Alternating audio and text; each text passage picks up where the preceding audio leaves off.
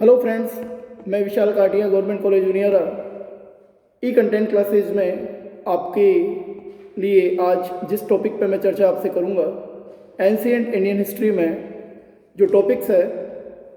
उस टॉपिक्स पे हम आज चर्चा करेंगे। और ये टॉपिक आपके जो सिलेबस है एमडीएस यूनिवर्सिटी का उससे रिलेटेड है।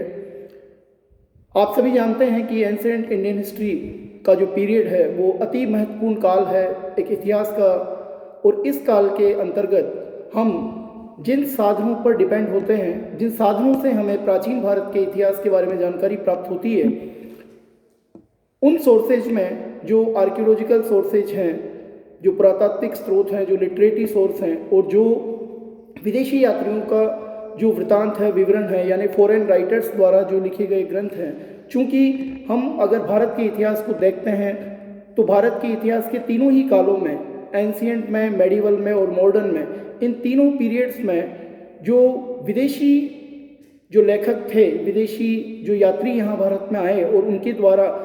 जो भारत का हाल देखा गया, जो भारत की परिस्थितियों को देखा गया, उन परिस्थितियों का उन्होंने अपने लेखों में, अपने ग्रंथों में विवरण किया है। आप सभी जानते हैं कि एंशिएंट पीरियड से मैं अगर हम बात करें तो सबसे पहले जिस विदेशी लेखक का नाम आता है और वो सबसे महत्वपूर्ण लेखक रहा है और यूनान का रहने वाला जो हेरोडोटस था, जिसने हिस्टोरिका लिखी, और हिस्टोरिका में उसने भारत और फारस के जो संबंध हैं, जो भारत के विदेशों से संबंध रहे, उन संबंधों का उसने विवरण दिया है। भारत के इतिहास में ये विदेशी यात्रियों के वृत्तांत काफ़ी महत्वपूर्ण हैं, क्योंकि इन्होंने जो हाल भारत का देखा, चाहे भारत के प्रशासन की अगर हम बात करें, भारत की राजनीतिक स्थिति की अगर हम बात करें, भारत की भौगोलिक स्थिति की बात करें, भारत की सामाजिक स्थिति की अगर हम बात करें, तो इन सभी कंडीशंस पर जो कालांतर में क्या स्थितियां थी, किस प्रकार से देश का शासन चलता था, किस प्रकार भारतीय समाज बटा हुआ था, किस प्रकार यहाँ का धर्म भारत में स्थापित था, इन सभी क्षेत्रों में या बिंदुओं पर जो प्रकाश पड़ता है वो एंशिएंट पीरियड के इन राइटर्स के विवरणों पर हम काफ़ी कुछ जानकारी इनके जरिए प्राप्त कर सकते हैं। आज हम इस टॉपिक में जो आपके लिए फर्स्ट ईयर के लिए मैंने तैयार किया है, इसमें हम बात करेंगे उन विदेशी यात्रियों के विवरण और उनके द्वारा लिखे गए ग्रंथों की। तो सबसे पहले हम प्रमुख विदेशी लेखकों में अगर बात करें तो 6वीं शताब्दी ईसा पूर्व में हम स्काइलैक्स जो एक विदेशी था, और यह पर्शिया, ईरान, नरेश द्वारा प्रथम का यूनानी सेनापति था। यानी स्काइलैक्स जो था वो ईसा पूर्व 6वीं शताब्दी के लमसम इसका विवरण हमें मिलता है। दूसरा जो है वो मिलेट्स, जो 5वीं 6वीं शताब्दी ईसा पूर्व में भारत का भ्रमण करने के उद्देश्य से ये भारत में आया और इसने सिंधु प्रदेश का भ्रमण किया और सिंधु प्रदेश की भौगोलिक स्थिति क्या थी उस पर अब इसने अपने विचार प्रस्तुत किए। हेरोडोटस, जिसे इतिहास का पिता कहा जाता है, द फादर ऑफ हिस्ट्री, यह 5वीं शताब्दी ईसा पूर्व में भारत में आया और इसने 476 ईसा पूर्व के लगभग जिन विवरणों को इसने अपने ग्रंथ में प्रस्तुत किया हिस्टोरिका में, उसमें भारत के संबंध के विषय में कई प्रकार की महत्वपूर्ण जानकारियां हमें प्राप्त होती है। भारत के उत्तर पश्चिमी देशों के साथ में भारत के क्या संबंध रहे, उन संबंधों पर भी इसके द्वारा लिखित हिस्टोरिका ग्रंथ में हमें विस्तृत रूप से उसके बारे में जानकारी प्राप्त होती है। केसीएस जो अन्य विदेशी यात्री था, ये 5वीं शताब्दी ईसा पूर्व में ये भारत में आया और इसके द्वारा जो विवरण प्रस्तुत किया गया उसमें भारत की तात्कालीन स्थितियां के बारे में भी प्रकाश पड़ता है।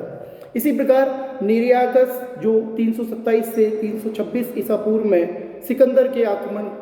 के साथ या सिकंदर के साथ में वो भारत में आता है और उसके जो जहाजी बेड़ा था सिकंदर का, उसका ये कप्तान था। तत्कालीन भारतीय राजनीतिक एवं सामाजिक अवस्था के विषय में निरियाकस के विवरण से हमें काफ़ी जानकारी प्राप्त होती है। एक अन्य विदेशी लेखक एरिस्टोबुलस जो सिकंदर के साथ में भारत आया था, इस यूनानी विद्वान ने अपने जो अनुभव लिखे यात्रा वृत्तांत के दौरान, उसने हिस्ट्री ऑफ द वार जो इसकी पुस्तक थी, उसमें इसने इन विवरणों को लिखा। हम मेगास्थनीज की अगर बात करें, मेगास्थनीज की जो इंडिका है,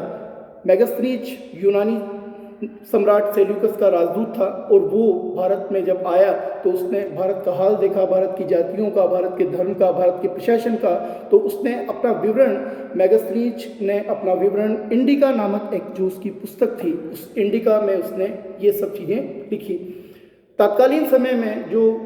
खासकर चंद्रगुप्त मौर्य के शासन की बात करें तो चंद्रगुप्त मौर्य के प्रशासन के संबंध में भी हमें मेगास्थनीज की इंडिका से काफ़ी जानकारी प्राप्त होती है। मेगास्थनीज के विवरण भी हमारे जो एंशिएंट इंडियन हिस्ट्री है, प्राचीन भारत का पार्ट है, इसके ऊपर विशेष जानकारी का स्रोत इस ग्रंथ को हम मान सकते हैं। इसी प्रकार जो अन्य विदेशी था डाइमेकस 298 से 273 ईसा पूर्व में, यह सीरिया के राजा अंतियोकस प्रथम का राजदूत बनकर भारत में आया था और जो इसके लेखक हैं, इसके जो लेख हैं, वो भारत के इतिहास के संबंध में कई प्रकार की जानकारियां हमें प्राप्त करवाते हैं। डायनोसियस एक अन्य विदेशी यात्री जो 284 से 262 ईसा पूर्व तक जो इसका काल रहा, यह मिस्र के राजा टालमी फिलाडेल्फस का राजदूत था जो मौर्य सम्राट बिंदुसार के दरबार में भारत में आया। डाइमेकस की भांति ही स्ट्रेबो आदि परवर्ती यूनानी लेखों के विवरणों में इसके तत्कालीन सामाजिक एवं आर्थिक दशाओं पर भी हमें उद्धरण मिलते हैं। इसी प्रकार पेट्राक्लीज जो 30वीं शताब्दी ईसा पूर्व में भारत में आया और यह विद्वान सीरिया नरेश अंतियोकस प्रथम के किसी पूर्वी प्रदेश का एक पदाधिकारी था और इसने अपने ग्रंथ में पूर्वी देशों का भूगोल में भारत का भी इसने वर्णन किया है। यानी भारत की भौगोलिक स्थिति पर इसके द्वारा लिखित ग्रंथ काफ़ी प्रभावपूर्ण है, महत्वपूर्ण है, जो हमें जानकारियों से अवगत करवाते हैं। हम एरियन की बात करें तो एरियन 100 ईसा पूर्व में इस यूनानी यात्री ने जो भारत के पश्चिमोत्तर प्रांत में ये आया था और इसने 2 ग्रंथ लिखे। प्रथम जो इसका ग्रंथ था वो ए कलेक्शन ऑफ मिलेनियस हिस्ट्री, जो इसके द्वारा पहला ग्रंथ लिखा गया, और दूसरा ग्रंथ ऑन दी पिक्यूलिटीज ऑफ एनिमल्स। ये 2 ग्रंथ इसके द्वारा लिखे गए और ये दोनों ग्रंथ भारत की प्राचीन स्थिति के विषय में काफ़ी जानकारी प्रदान करते हैं। इसी प्रकार हम स्ट्रेबो की अगर बात करें तो स्ट्रेबो ईसा की प्रथम शताब्दी में भारत में आया। यूनानी यात्री स्ट्रेबो ने अपने देशों की यात्रा की जिसमें संभवतः भारत भी शामिल था। उसने अपने ग्रंथ ज्योग्राफी में, जो उसका ग्रंथ है स्ट्रेबो का ज्योग्राफी में, भारत संबंधी अति महत्वपूर्ण प्रशासनिक, सामाजिक एवं आर्थिक यानी एडमिनिस्ट्रेशन से रिलेटेड, सोशल कंडीशन से रिलेटेड और इकोनॉमी से रिलेटेड काफ़ी महत्वपूर्ण जानकारियां हमें स्ट्रेबो की जो ज्योग्राफी ग्रंथ है उस ग्रंथ में हमें मिलता है। इसी प्रकार एक अन्य विदेशी यात्री जो प्लिनी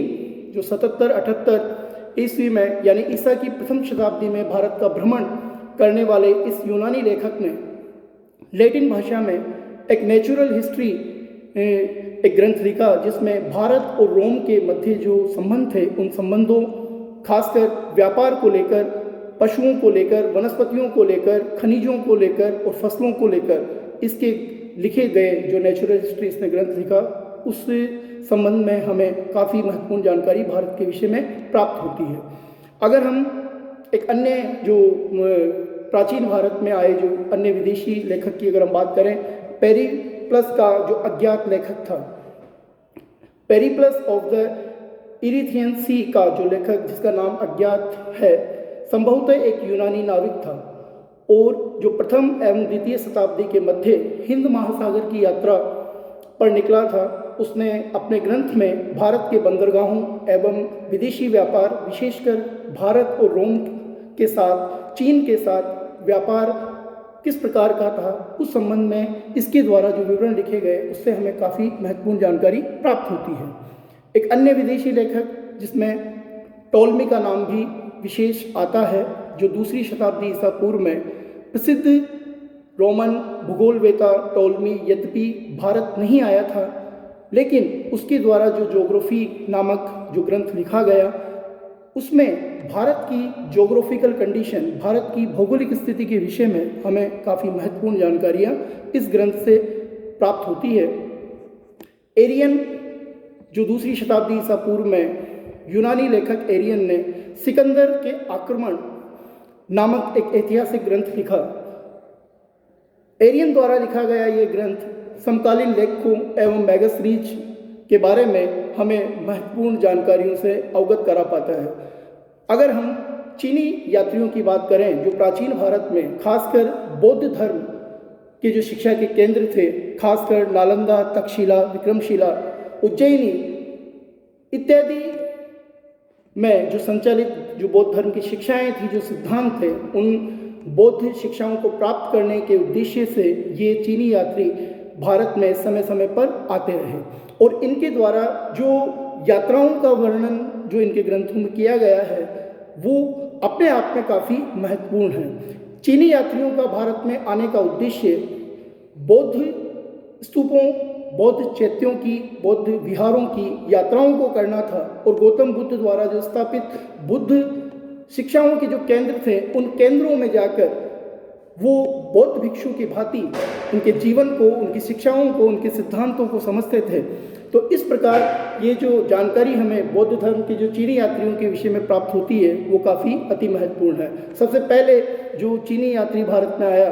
फायान, जो 399 से 414 ईस्वी में यह जो चीनी यात्री था वो चंद्रगुप्त द्वितीय के समय में भारत में आया और इसका मुख्य उद्देश्य बौद्ध धर्म ग्रंथों का अध्ययन करना और उनका अनुशीलन करना था। इसी प्रकार से जो फायान ने भारत के जो तत्कालीन स्थिति को देखा उसको अपने ग्रंथ में लिखा। तो फायान का विवरण भी हमें एक विदेशी यात्रियों के विवरण में एक अति महत्वपूर्ण उसका विवरण रहा है। शुंगयुन जो 512 से 513 ईस्वी में भारत में आया, यह चीनी यात्री पूर्वोत्तर भारत की यात्रा पर भारत आया था। इसी प्रकार जो अन्य जो यात्री थे उसमें हैंसवांग जो 629 से 643 ईस्वी में भारत आया, बौद्ध चीनी यात्री था और इसने सम्राट हर्षवर्धन के शासनकाल के समय ये भारत आया और इसने हर्षवर्धन के ये दरबार में रहा और उसने जो हाल देखा उसको अपने ग्रंथ ता तांग सी यू की नामक ग्रंथ में इसने उस स्थिति को दर्शाया। हैंसवांग के बाद में इत्सिंग जो 673 से 695 ईस्वी तक जो इसका काल मानते हैं, यह चीनी बौद्ध यात्री कई वर्षों तक नालंदा विश्वविद्यालय में अध्ययनरत रहा और इसने भारत और मलाया द्वीपों में प्रचलित जो बौद्ध धर्म का विवरण नामक एक ग्रंथ लिखा। इससे के विवरण में हमें तात्कालीन स्थिति के बारे में कई प्रकार की जानकारी प्राप्त होती है। सुलेमान जो 9वीं शताब्दी में जो अरब यात्री था, यह फारस की खाड़ी से होकर भारत में आया और इसने भारत व चीन की यात्राएं की। इसने अपने यात्रा वृत्तांत में राष्ट्रकूट, पाल वंश एवं प्रतिहार जैसे राजपूत राज्यों का इसने अपने यात्रा वृत्तांत में वर्णन किया। 9वीं शताब्दी में अगर हम बात करें तो इब्ने खुर्दाब इस अरब यात्री ने अपने ग्रंथ किताबुल मसालक वल मामलिक में जो तत्कालीन समय की जो भारत की राजनीतिक एवं सामाजिक स्थिति थी उसके बारे में हमें जानकारी प्राप्त होती है। अल मसूदी जो 915 से 917 ईस्वी में बगदाद से 10वीं शताब्दी में इसने भारत की यात्रा की और इसने अपने ग्रंथ मुरूज उल जहान में प्रतिहार, पाल एवं राष्ट्रकूट आदि राज्यों जो राजपूत राज्य थे उन राजपूत राज्यों के बारे में इसने अपने ग्रंथ में विवरण दिया। तो इस प्रकार जो ये संपूर्ण यात्री जो भारत में आए, इन्होंने जिस स्थिति को देखा, चाहे वो धर्म के क्षेत्र में हो, चाहे वो राजनीति के क्षेत्र में हो, चाहे वो प्रशासन के क्षेत्र में हो, इन्होंने